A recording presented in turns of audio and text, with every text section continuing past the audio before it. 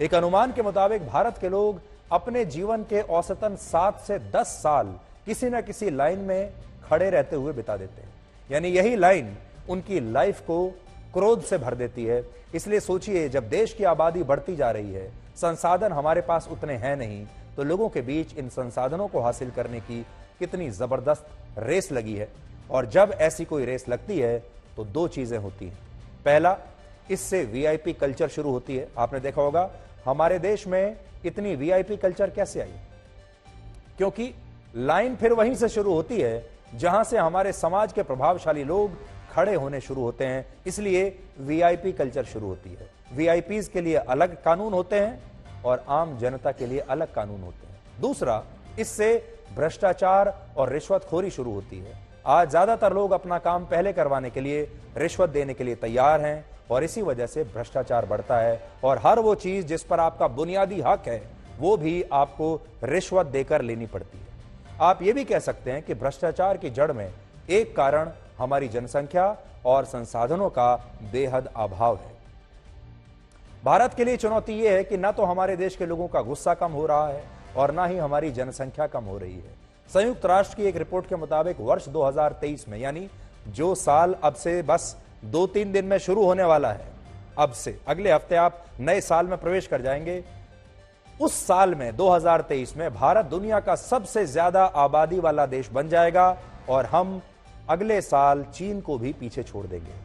और ये एक ऐसी चीज है जिसमें हमें फर्स्ट नहीं आना चाहिए, लेकिन फिर भी हम वर्ल्ड चैंपियन बन जाएंगे आबादी के मामले में। ये वो वर्ल्ड कप है जो हमें नहीं चाहिए।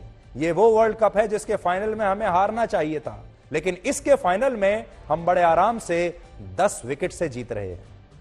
2023 में चीन की आबादी 142 करोड़ होगी और भारत की आबादी 143 करोड़ हो जाएगी और हम 300 वर्ष पीछे पहुंच जाएंगे। और वो इसलिए क्योंकि इससे पहले 18वीं सदी में भारत ही दुनिया का सबसे ज्यादा आबादी वाला देश हुआ करता था, लेकिन इसके बाद चीन की आबादी हमसे ज्यादा हुई और अब हमारा देश फिर से वहीं पर पहुंचने वाला है। यानी हम आबादी के मामले में वर्ल्ड चैंपियन बनने वाले हैं और ये वो वर्ल्ड चैंपियनशिप है जिसे दुनिया का कोई भी देश लेना नहीं चाहता।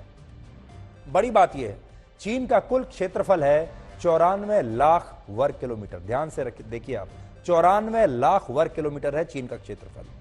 हमारा क्षेत्रफल, भारत का कुल क्षेत्रफल है लगभग 33 लाख वर्ग किलोमीटर। अंतर देखिए दोनों में।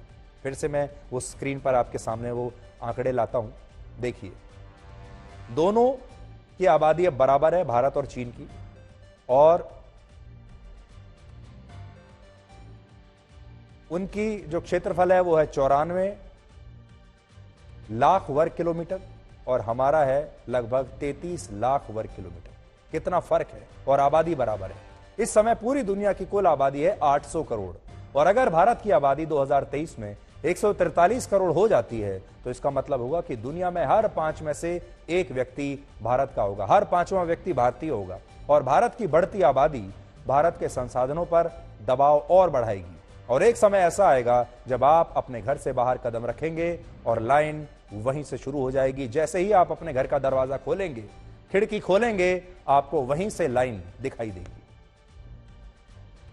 आपने अक्सर ये देखा होगा और मैं आपको अपने अनुभव से और आप में से जो बहुत सारे लोग होंगे जो विकसित देशों की यात्रा कर चुके हैं या जो यूरोप के देशों में जाते हैं, तो वहां आपने देखा होगा अगर आप किसी लिफ्ट में जाएंगे तो वहां के जो लोग हैं वो लिफ्ट में आपको मिलेंगे, सबसे पहले आपको विश करेंगे, आपको हेलो कहेंगे, उनके चेहरे पर एक मुस्कुराहट होगी और वो आपको गुड मॉर्निंग, गुड इवनिंग, जो भी दिन का समय होगा वो आपको विश करेंगे और आपके साथ मारामारी नहीं करेंगे कि हमें पहले निकलने दीजिए, आपको पहले निकलने भी देंगे।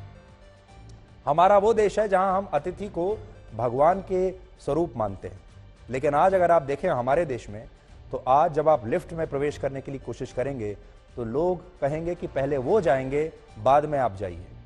जब लिफ्ट से बाहर आएंगे तो भी एक प्रतियोगिता होगी कि कौन पहले लिफ्ट से बाहर निकलेगा।